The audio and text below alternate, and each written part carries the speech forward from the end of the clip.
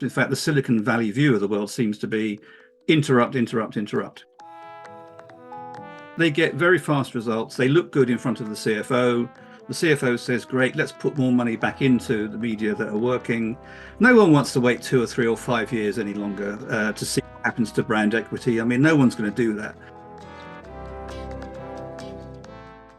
It's broken down now because so much of the money no longer goes to media who make good media. It goes to Facebook or Instagram or TikTok or Amazon, who don't make any media at all. And we're not machines. And the trouble is that I think machines got a bit carried away. Everybody thought it was going to be automated so that you would see an ad that was entirely down to you as an individual, and therefore it's going to be relevant and personal to you. I'm afraid that just never really happened, and people still pretend that it does to a certain extent.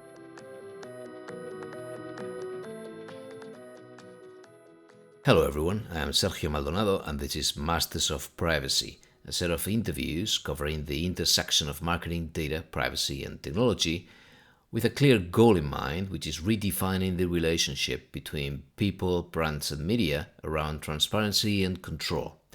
Which is to say, we're aiming for real customer centricity, or if you will, human centricity. We regularly talk to DPOs, CMOs, CDOs and whoever else we find interesting and able to share valuable insights. So we hope you like it. Please do reach out if you have any ideas on future topics or speakers.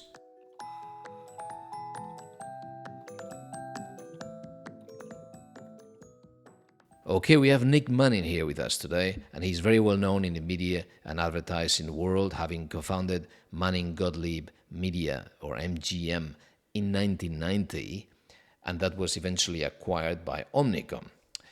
He would end up becoming OMD's CEO in the UK, and then later on, or much later, so after 27 years in media agencies, Nick became an independent media consultant, first with Ebiquity, and then with MediaLink. Since 2019, he has run his own consulting business, advising advertisers or the trade groups on improving effectiveness, accountability, and transparency. In any case, Nick Manning is in the news these days because, together with Brian Jacobs, he's put together the Advertising Who Cares initiative, and we're going to hear all about it. Which also makes me think that DPOs and other privacy experts may wonder, why do we care about advertising? But as you know, this podcast sits at the intersection of marketing, data, privacy, and technology, and many of the issues we deal with today from a compliance perspective are in fact a consequence of the evolution of advertising and the role that data plays in it. If people did not believe so blindly in attribution or certain types of behavioral advertising, we probably would not have run into so many problems, but we are where we are. So, without further ado, a conversation with Nick Manning.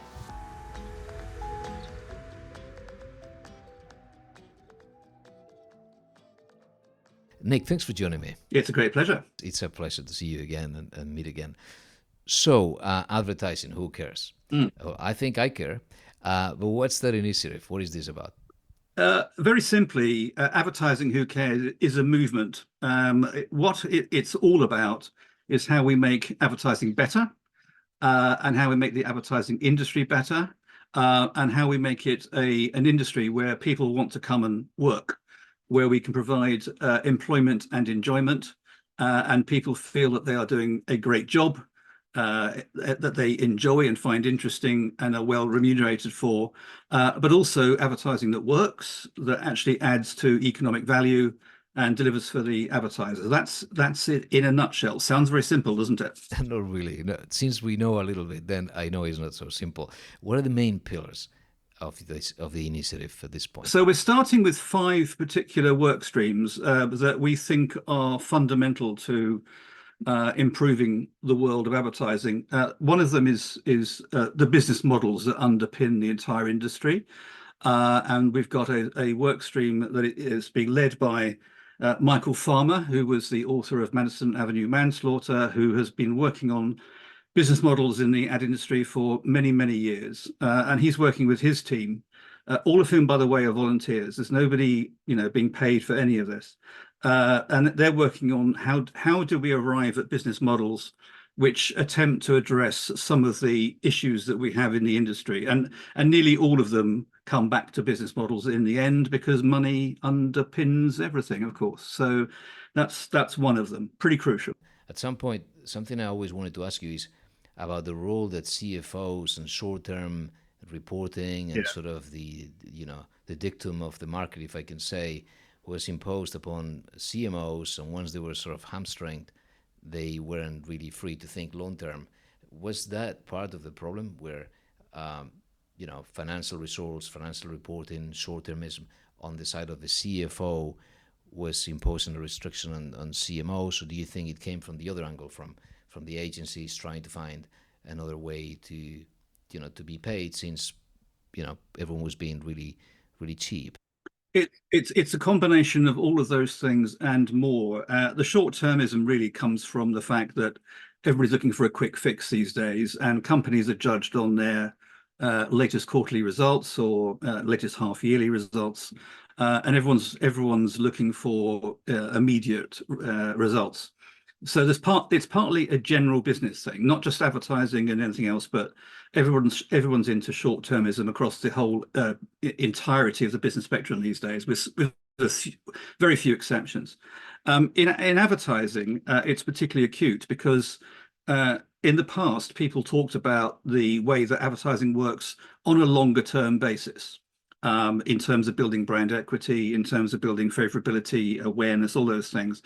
And it was basically understood that advertising does not necessarily have an immediate effect. And the way that advertising worked is that you had brand campaigns, and then you had more immediate call to action campaigns. We used to call it below the line, that tried to sort of deliver a sale more or less immediately. In the digital world, it's pivoted really to the call to action, the immediate sale, direct performance-related advertising now is the largest kind of advertising in many ways, because it at least gives the appearance of immediacy, of short-term performance. Now, it would be unfair to say that it doesn't actually have a short-term effect, because a lot of it does. But the trouble is, a lot of the metrics don't necessarily take you there. And when we talk about last click attribution, the analogy I use there, it's a bit like a penalty shootout at the end of the Euro final, when the winning penalty is struck by whoever it's struck by, and that person is given all the glory, because they struck the winning penalty after extra time and penalties. And yet, it's not that penalty that wins the match; it's everything before it. And not just that match, but every match before it. So in some ways, we're all celebrating the guy who scored the last penalty, and forgetting about everything else. So that's kind of the way that we've gone, really, and that's been caused by digital media becoming, the majority media spend in the world, and people have started to forget about everything that comes before. So in order to get to that last click, even if you agree that last click attribution is a good idea, and most people probably wouldn't, but they say it's the best we've got right now, and we got cookies and Google, etc. Anyway, but of course, the thing we do know is that people are more likely to respond to something if they feel favorable towards it, if they believe it's high quality, if they believe it's a good quality price relationship, if they've heard of something. So branding and the things that surround it are a major contribution to short-term performance. And in fact, quite a few branding media perform short-term and long-term. So the world's unfortunately divided between brand and performance about, I don't know, 10 years ago. And that was quite unhelpful in some ways, because it doesn't really work that way in the consumer's mind. And I think that kind of answers your question. Yeah, I think we complain about attention deficit disorder on the minds of consumers, that no one has, everyone has a short attention span. But on the advertiser side, then it's the same thing, right? We're only looking at metrics in the short term. And I do feel that even the debate about attribution hasn't helped, because if attribution is about measurability since, as you were saying, the brand, the impact, the emotional impact, everything that we have in our brains, going back to things that are hardly measurable. Mm. If only whatever is measurable is part of that formula, then in the end we're only relying on things that have a scientific impact, a signal that is measurable. Do you think that we're now finally turning back and thinking, look, humans are more complex than just doing a few clicks, and everything that was measurable is the fiction to entertain ourselves with all of these dashboards that we could get every quarter, instead of looking back at the real impact on Yeah. human emotions? Yes, is the answer to that question. I think it's a bit simplistic to say this, but the world of advertising was overtaken by the world of Silicon Valley, and the world of Silicon Valley says if somebody sees an ad, they are likely to do something as a result, or there are going to be some kind of result. Whatever has been going on in the consumer's head for years before that, show somebody an ad, and that's all you need to do. So the concept of eyeballs was introduced. The concept of CPMs were introduced. Basically, an impression was the currency that was introduced, and it means nothing unless it's qualified by other things. And the qualification was supposed to be first-party data, third-party data. So the impression was enriched in real-time bidding, etc., by those attributes or on platforms. So the theory was, you have so much great data about the person who's seeing the ad that enriches the impression, and it's personalized. And this idea of mass personalization at scale comes along, and everybody goes, that is the best that advertising can ever be. And I think we now realize that was a myth. It was an illusion, either because people believed it and it wasn't true, or it was a way of making a lot of money very quickly. And if you look at the number of ad tech companies that IPO'd during that period, and how much money was made by those people, you now look at some of the valuations of those companies. I think for some people it was a brilliant story at the time, and I'd like to believe that a lot of them thought it was true. I'm not that cynical, but Yeah. but I think history has told us that a lot of that was built out of sand.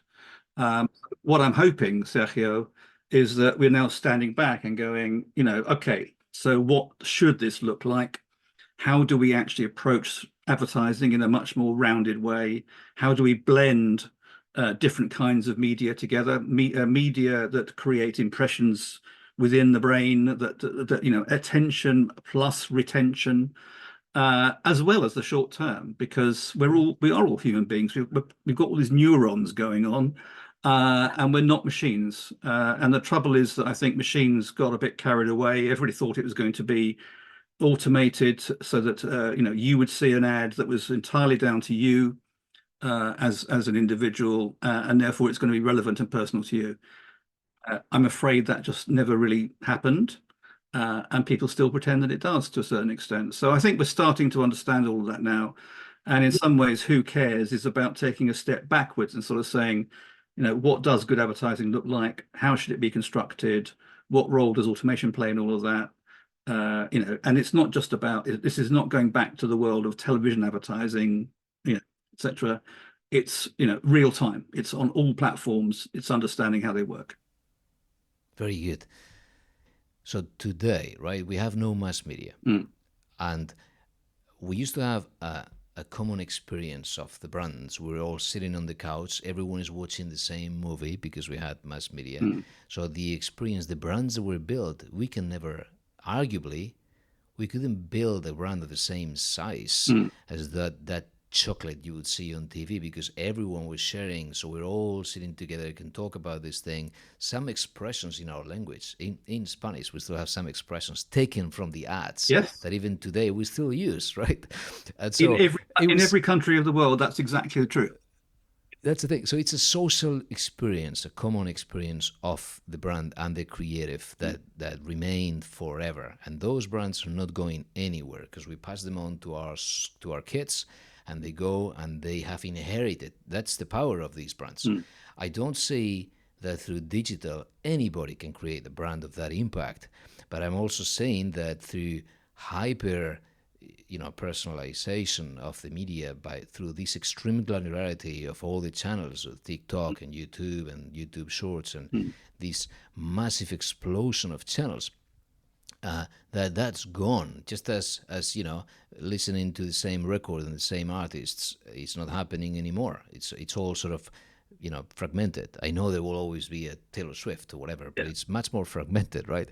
So is it possible to build, and I want to simply get your opinion on that. So do you think we could still go back, as you were saying, I believe that's what you're saying, to the power of having an impact on our human brain and at the same time accept that will have to cope with this new reality? Yes, I think so. Well, I mean, it's not true, of course, that communal experience has completely gone away. So, the Euros is a good example of that, and I'm sure it was true in Spain, probably as true in Spain, especially after they won.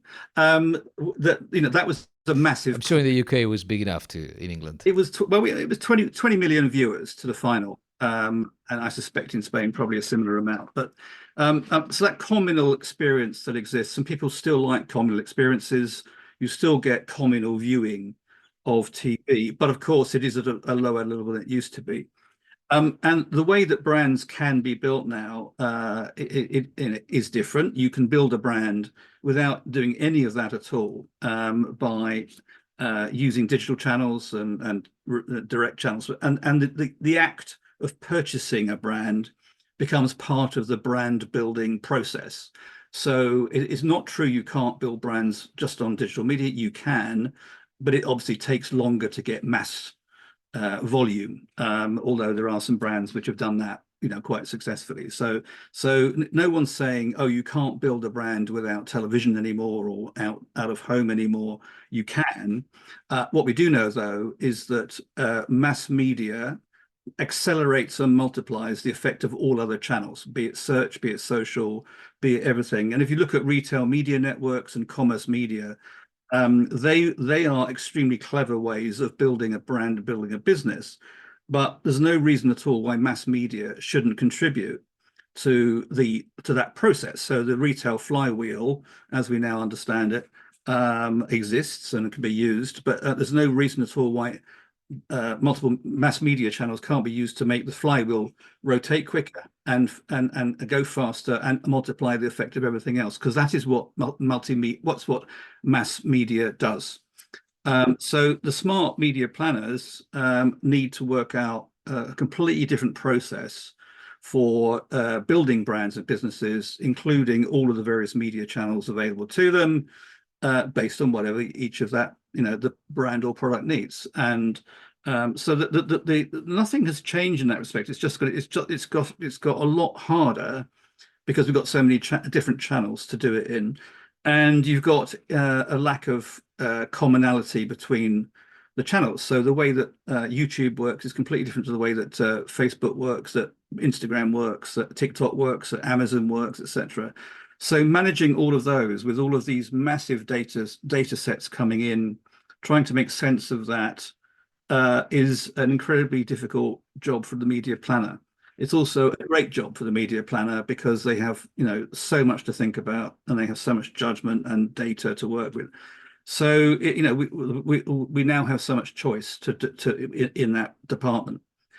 So in some ways, it's the best time ever for media planners, but coping with the volume and the lack of interoperability between the channels is a big problem. That's true. That's a good opportunity in complexity, yes. So I was thinking, and I feel I'm never going to let you finish going through the 5 pillars or 6 pillars, but at some point we will. But I need to really ask you again. So you mentioned retail media, commerce media. I see all of these plays that people are calling sort of a network, not ad networks anymore, but sort of customer data networks, right? I believe that's the term. So well, that's the expression that I've been using, but you've used it. Yeah. I've got it from you, in fact, because Probably. you put it somewhere on LinkedIn, and then I already, added it to my vocabulary. Well, what was happening was that everybody was calling all of them retail media networks, including including Uber rides, including Chase, Revolut. And Revolut, and so everyone was saying they're all retail media networks, and you're going, no, they're not.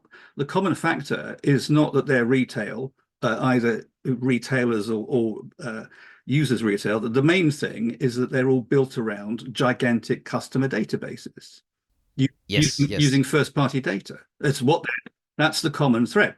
So I said, why don't we just call them customer data networks? And I carry on doing that. But they're generally known as commerce media in America in particular. And let's just use that expression because that's the one that seems to be the most commonly used. You have all of these first party data. You've got your own, all of these efforts that not just, like independent publishers, but all of these retailers and advertisers have made their own mobile apps, their own first party relationships of all sorts.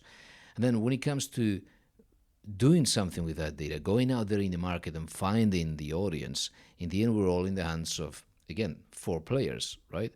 So what is there that is free, that is available in an open ecosystem? And going back to the models, we all want journalism to survive. We all want democracies to be healthy.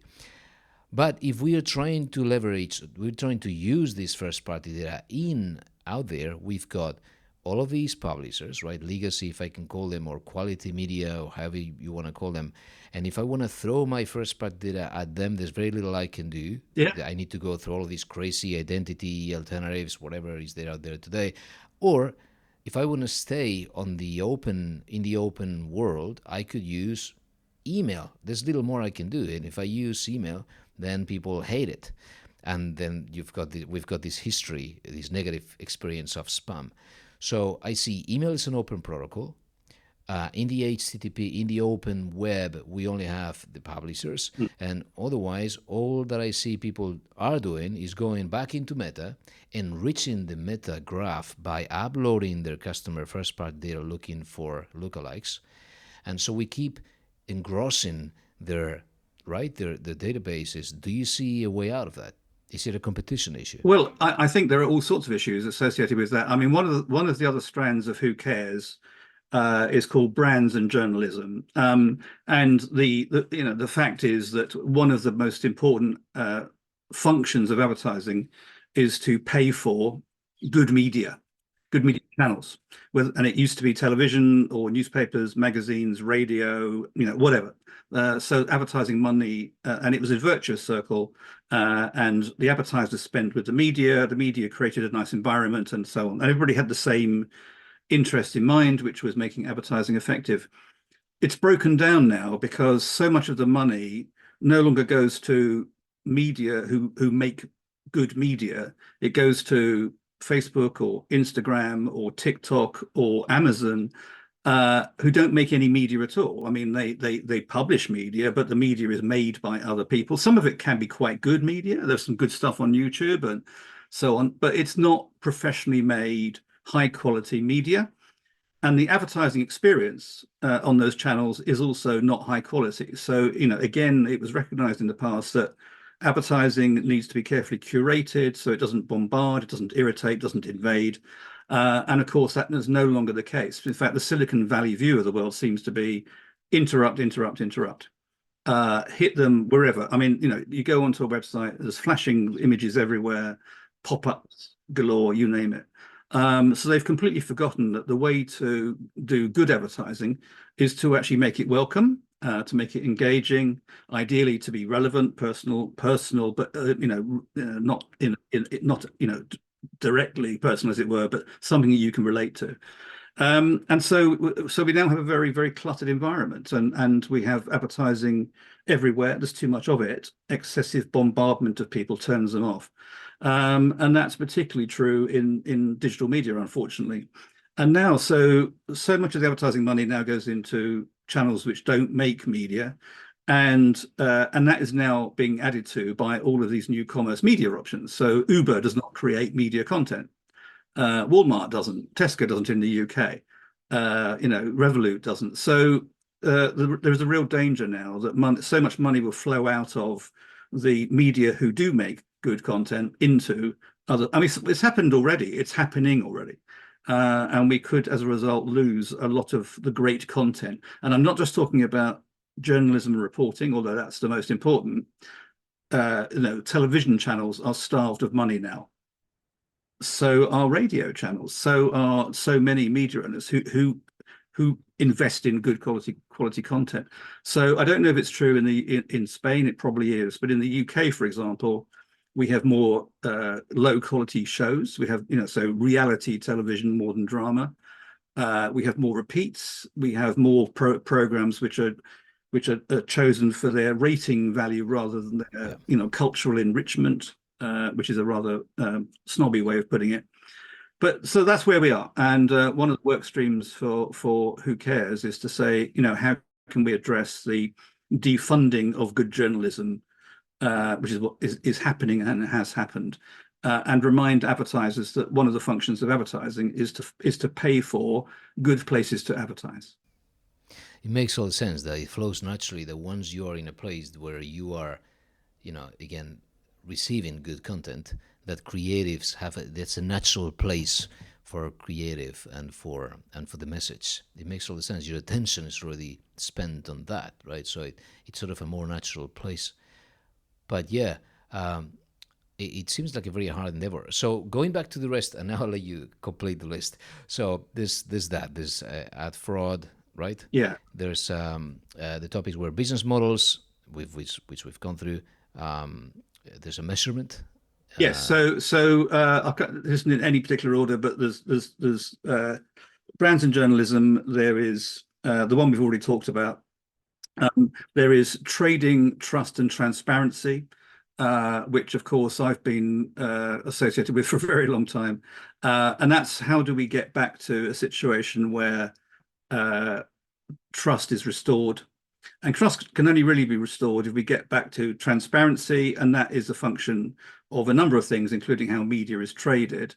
And unfortunately, the way that media is traded has also gone down, in my view, gone down a wrong route, because partly through CPMs and all the things we've been talking about, but because so many people take their share of that CPM traffic. So, if you look at the supply chain in the open web, where $1 from the advertiser becomes, if you're lucky, 36 cents by the time everyone's taken their share of it, after ad fraud and invalid traffic and all that sort of stuff as well. So if 36 cents in a dollar is the real number, and by the way, I think that's high. But if it's the real number and 64% of the buying value of the advertiser's dollar has been lost, it's not surprising that advertising effectiveness is in decline. That's just in the open web. Obviously, walled gardens is a bit different. I've talked a lot about principle-based media, proprietary media, the way that the big agency groups are having to use those mechanisms to artificially inflate their revenues now because they've lost so much other revenue elsewhere.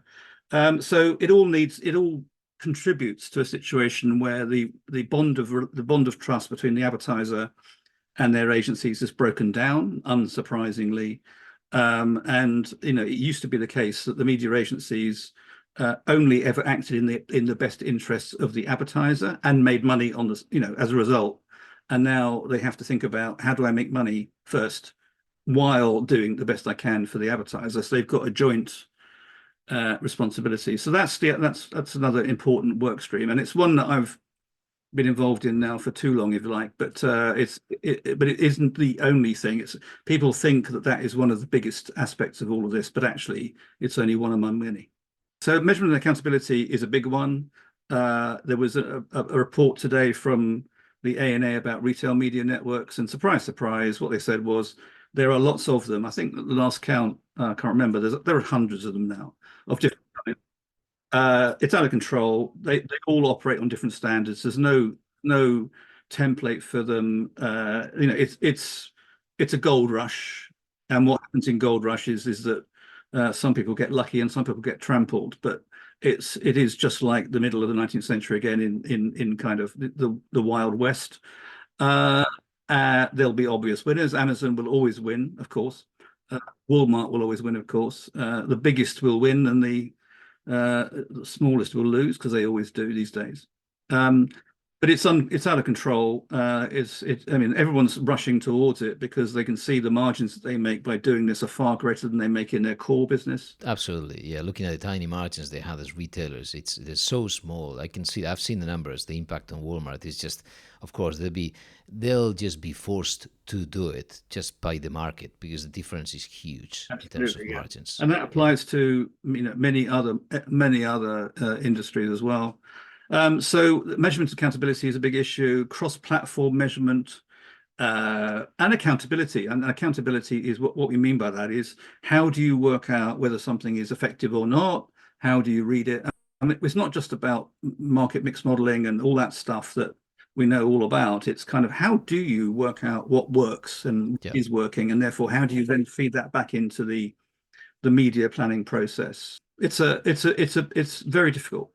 The walled gardens are giving us black boxes, not only because they have all of this data and they can't even expose it anymore because also privacy is playing a role in there, right? They cannot Absolutely. even show you all of the parameters. So if you cannot see the parameters because you could be, I don't know, fingerprinting an audience, then they have to be hidden. So there's a very good excuse to do things like that, like Advantage Plus, Performance Max, whatever they all have. So those black boxes, I'll be curious to know how we can, again, look at them and measure performance and not simply trust whichever specific, proprietary metrics they release, but also at the same time look at the open web with everything that you've said, where again we only get 35 cents on the dollar if we're lucky.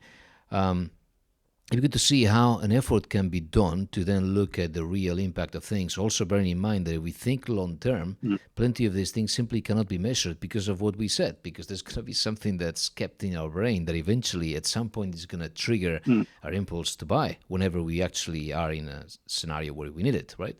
Yeah. So that'd be very, very interesting. So we come from a world where we couldn't really measure anything. We're in a world in which we believe we can measure Well, everything. yeah. We've we yeah, Well, we were that hooked was on. your point about keeping the CFO happy. If you can walk in there, 10 days after the advertising ran and say, look what happened to our click-through rates or our CPAs or whatever, or you can say, look, my CPM is down 10% year on year, which anybody can do, frankly. That's easy. Yeah, I could do it tomorrow.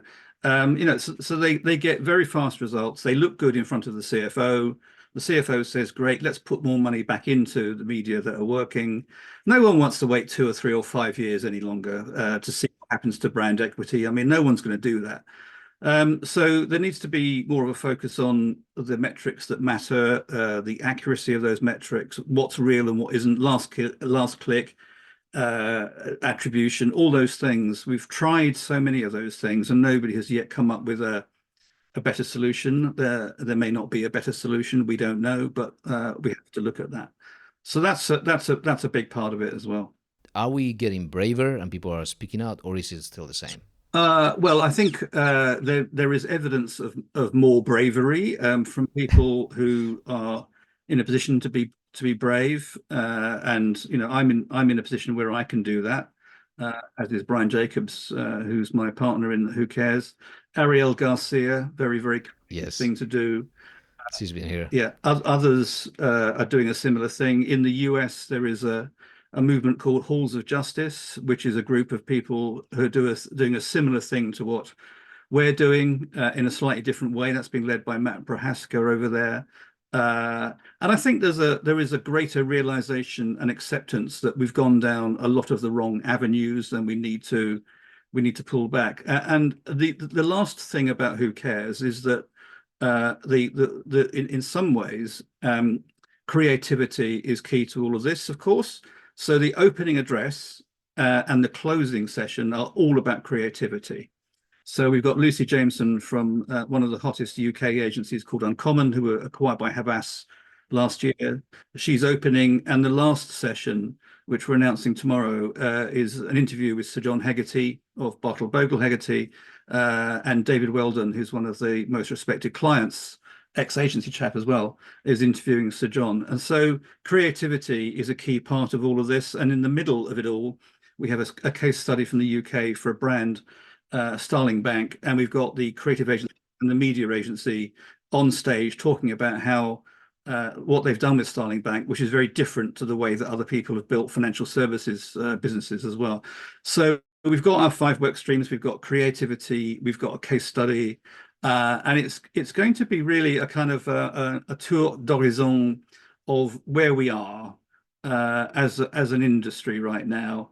But the prism we're looking at it through is, do people like advertising? Do they respond to advertising? Do they welcome it into their homes?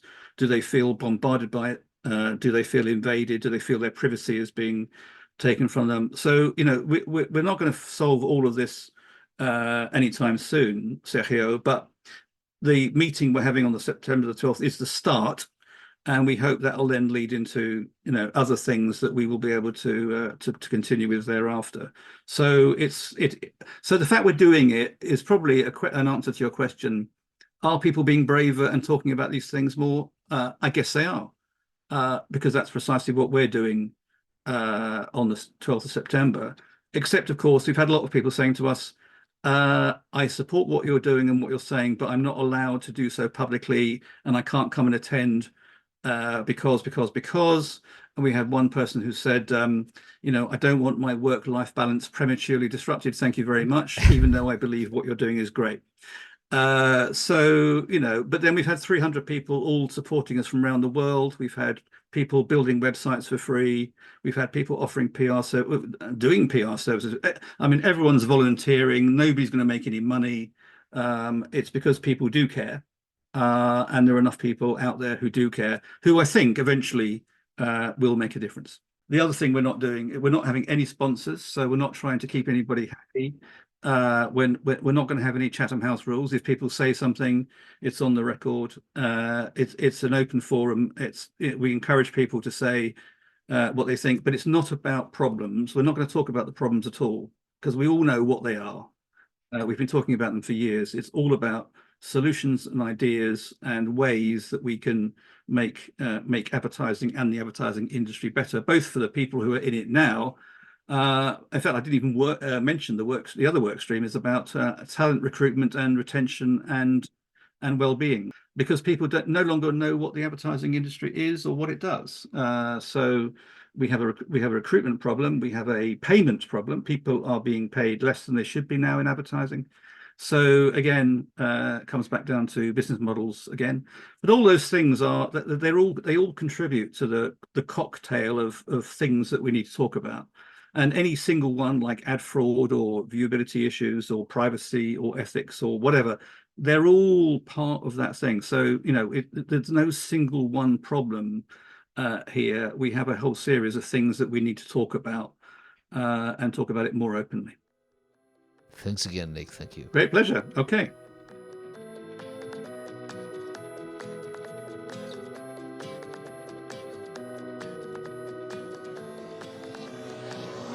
Okay, that's all for today.